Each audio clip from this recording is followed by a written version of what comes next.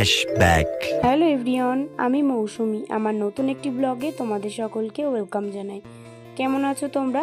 আশা করছি ভালো আছো, আর আমিও ভালো আছি। আসছিল দিদির 8 বছরের বিবাহবার্ষিকী, তাই জন্য একটু ছোটোখাটো আয়োজন চলছে। তো আসছিল আমাদের নিরামিষ, তাই জন্যে আমরা একটু পনির দিয়ে কিছু করব ভাবছিলাম। তাই মা বললো আজকেও পনির বিরিয়ানি করা হোক, কারণ পনির বিরিয়ানিটা না সবাই খেতে ভালোবাসে। আর আমার গলা শুনে অবশ্যই বুঝতে পারছো যে আমার শরীরটা কত খারাপ, মানে এতটা গলা ভেঙে গেছে ঠান্ডা লেগে, কি আর বলবো। তো দেখো পনিরগুলো একটু বড় বড় করে কেটেছে, কারণ বিরিয়ানির মধ্যে দিলে না ভেঙে যাবে। যাই হোক, আমাদের পনির কাটা কমপ্লিট হয়ে গেছে। এবার দিদি এদিকে পেঁয়াজ রসুন এগুলোই কেটে নিচ্ছিল, সরি রসুন না, পেঁয়াজ আর আদা আলু এগুলোই কেটে নিচ্ছে। আর তোমরা ভাবছো তো যে নিরামিষের মধ্যে কেন পেঁয়াজ খাচ্ছি, তো আজকের জন্য একটু পেঁয়াজটা কনসিডার করে দিলাম। আর এই দেখো একটা ডিটক্স ওয়াটার খাচ্ছিলাম, যেটা গরমে খাওয়া সবারই খুবই প্রয়োজন, কারণ অনেকটা ক্লান্ত লাগে গরমে। তাই জন্য আমিও একটু এই কদিন ধরে ডিটক্স ওয়াটার খাচ্ছি। মুখে যেহেতু অনেক ব্রণ হয়েছে, তাই ফোন দেখে অনেক ঘেটে ঘেটে দেখলাম যে এটা খাওয়া নাকি অনেক ভালো, তাই আমিও খেলাম। মানে আজ থেকে 5 দিন হচ্ছে আমি এটা খাচ্ছি, তো অনেকটা উপকার পাচ্ছি। আর এইদিকে দেখো আমার মার শখের রান্নাঘরে সোনার মা বসে বসে রান্না করছে। এটা সকালের রান্না হচ্ছিল আজকে, মানে সকালে এইগুলোই আমরা খাবো। নিরামিষ কলার তরকারি হচ্ছিল আর ডাল হচ্ছিল, আর দুপুরে যেহেতু বিরিয়ানি হবে আর পায়েস হবে। আর এই দেখো আমি একটু ঘুরে ঘুরে বেড়াচ্ছি, কারণ আমি একটু বেশি কথা বললে বা বেশি কাজ করলে আমার একটু দমের কষ্ট হচ্ছিল। আর যেহেতু এখন অনেকটাই গরম, তাই জন্য দিদি বললো কি সকাল সকালই রান্নাগুলো সেরে নিই। তাই হলো দিদি পায়েসটা বসিয়ে দিয়েছে এইদিকে। আর এই দেখো এইদিকে সব কিছু মশলাপাতি করা হয়ে গেছে, আর আলুটাও সেদ্ধ করে নিয়েছে, একটু মানে একটু ভাপিয়ে নিয়েছে আর কি। আর আমাদের বাড়ি থেকে কিছুটা কাছে একটা মেয়ো মোড়ের আর একটা শাখা খুলেছে, তাই সেখানেই থেকে একটা কেক নিতে আসলাম। কিন্তু রেড কালার কেক নেওয়ার কথা, কিন্তু এখানে দুটোই ছিল রেড কালার কেক, তার মধ্যে একটা রেড ভেলভেট, ওটাই নিয়ে বাড়ি চলে আসলাম। তারপর বাড়ি এসে একবারে তোমাদের সাথে দেখা করছি, একেবারে স্নান করে ফ্রেশ হয়ে নিয়েছি।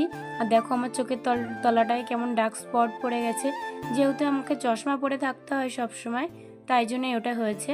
আর এইদিকে দিদি একটু রেডি হয়ে নিয়েছে, তার মধ্যে দুটো পার্সেল চলে এসেছে আমাদের। দিদি কদিন আগে দুটো পার্সেল অর্ডার করেছিল, আর একটাই ছিল আর্টিফিশিয়াল লতা পাতা, আর দুটো স্লাক্স অর্ডার করেছিল, সেটাই আনবক্সিং করছি। বাড়িতে কোনো পার্সেল আসলে আগে আমি আনবক্সিং করি, কারণ আমার আনবক্সিং করতে খুব ভালো লাগে। কি আছে কি আসবে আর কি, এটা দেখতে আমার খুবই ভালো লাগে। আর এই আর্টিফিশিয়াল লতাপাতাগুলোর দাম নিয়েছিল 123 টাকায়। অনেক সুন্দর এসেছিলো, 4টা গাছ এসেছিলো, মানে 4টা অনেক একটু ছোট ছোট, কিন্তু অনেকই সুন্দর ছিল। এগুলো ছিল কাপড়ের, একটু জট পাকানো ছিল, কিন্তু ছাড়িয়ে নিলাম। আর এইদিকে দিদি কত সুন্দর ঘর সাজিয়েছে, সেটাই তোমাদের সাথে শেয়ার করছি।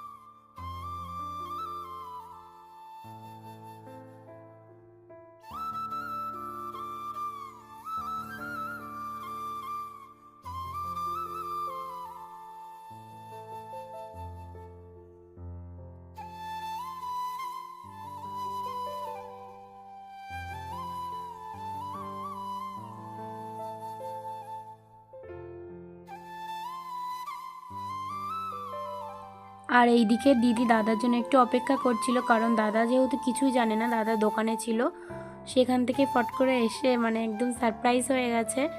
এত সুন্দর করে দিদি সাজিয়েছে ঘর আর সব কিছু আয়োজন করেছে, দাদা কিছুই জানতো না, সকাল থেকে কিছুই বুঝতে পারেনি।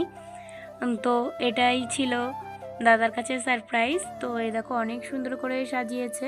আর এই যে লতা পাতাগুলো আমি এখানে দিয়ে দিয়েছিলাম। আর এইদিকে সোনা তো খুবই আনন্দ পাচ্ছে, কারণ ও এরকম কোনো অনুষ্ঠান হলে বা কিছু হলে অনেক আনন্দ পায়।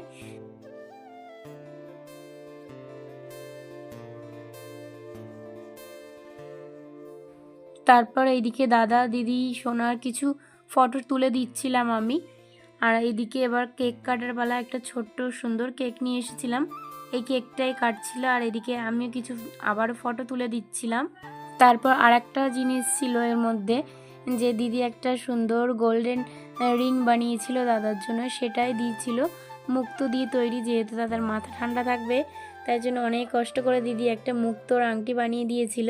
দাদা এটাতে অনেক শখ হয়েছে যে ফট করে এটা কিভাবে সম্ভব, কিভাবে দিদি এখনও কোনো আয় ইনকাম করে না, সেটা কিভাবে বানিয়ে দিয়েছে। আর দিদি একটু ইমোশনাল হয়ে গেছিলো। আর দাদার আংটি ডিজাইনটা তোমাদের একটু দেখাই, ভালো করে দেখানো মানে দেখা যাচ্ছে না যেহেতু। আর এইদিকে দাদা বলছে যে আমি কিছু আনতে পারিনি, আগে আমাকে কেন বলুন। দিদি বলছে এই জন্যই তো বলিনি যে কিছু আনবে। তাই দাদা বললো যে ফুলদানিটা দিয়ে দিই, তাহলে এটা একটা গিফট থাকবে। আর দাদা বললো যে আমাদের এখন যেহেতু অসুস্থ চলছে, আমরা কিছু খেতে পারবো না আমিষ, তাই সবাই মিলে বাইরে অন্য একদিন একটা ট্রিট দেবে দাদা, সেটাই আমরা যাব, কোথাও ঘুরতে গিয়ে খাবো, এটাই আনন্দ।